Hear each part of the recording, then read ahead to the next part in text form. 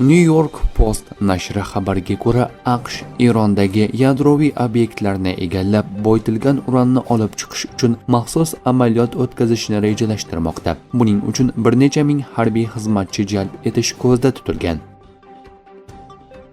Eron so'nggi shohining o'g'li Rizo Pahlaviy Xalqaro Yahudiylar kongressi prezidentiga murojaat qilib, Eronda rejim qulashi bilan Tehronda Isroil elchixonasi uchun eng yaxshi joy topilishini aytdi.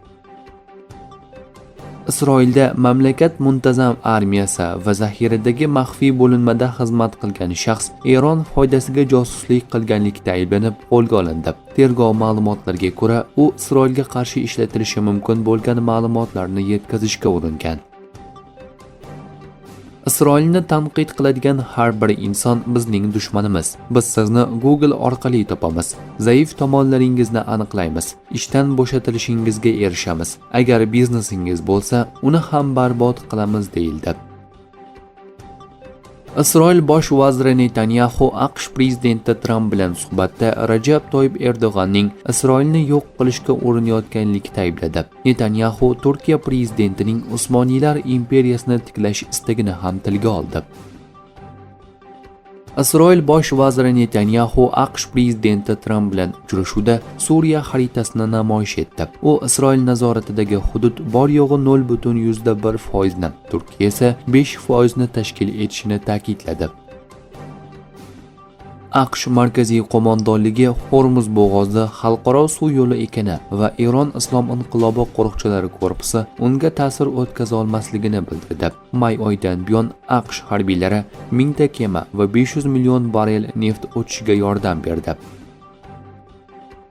O'rta Yer dengizidagi Misrning Damietta portida noma'lum dronlar AQSh kompaniyasining gaz tashuvchi kemasiga hujum qildi. Mahalliy ommaviy axborot vositalarining xabar berishicha, hujum oqibatida yana bir kema va gaz ortish terminali shikastlangan.